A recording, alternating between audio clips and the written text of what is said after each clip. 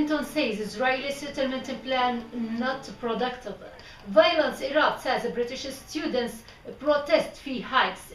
European Union report shows high percentage of budget open to corruption.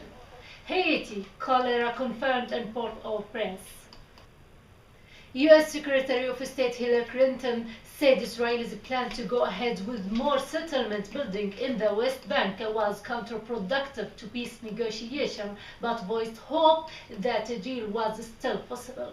One day before she's due to meet visiting Israeli Prime Minister Benjamin Netanyahu in New York, Clinton announced that the United States had given an additional $150 million to the Palestinian Authority as it prepares to assume full statehood under a potential future peace deal.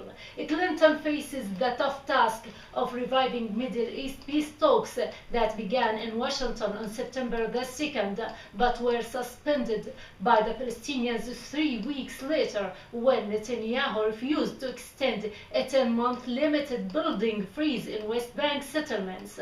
Israel announced it was moving ahead with a housing project in a part of the occupied West Bank that Israel annexed to Jerusalem 43 years. Tens of thousands of students marched noisily through London against plans to triple university tuition fees, and some tried to occupy the headquarters of the governing Conservative Party in the largest street protest yet against the government's sweeping austerity measures. Organizers said 50,000 students, lecturers and supporters were demonstrating against plans to raise the cost of studying at the university to £9,000 a year, 3 times the current rate. Still, Britain has so far seen only muted anti-austerity protests compared to those that have rocked other European countries such as France and Greece.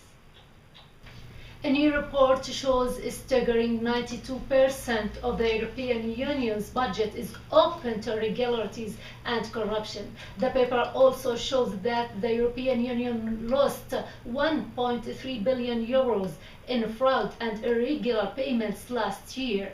It's appealing that for the 16th year in a row, the Court of Auditors has failed to clear 92% of the budget, says Marta Anderson, a member of European Parliament who sits on the European Parliament's Budgetary Control Committee.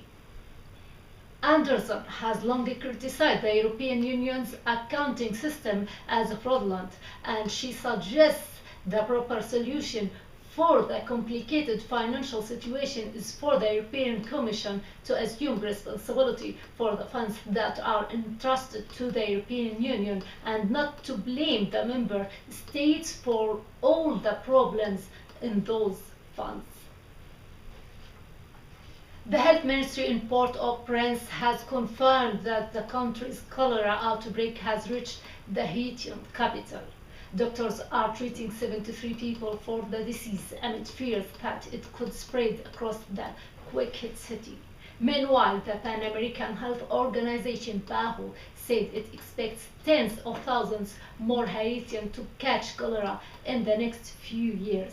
The Health Ministry says so far 583 people have died in the epidemic.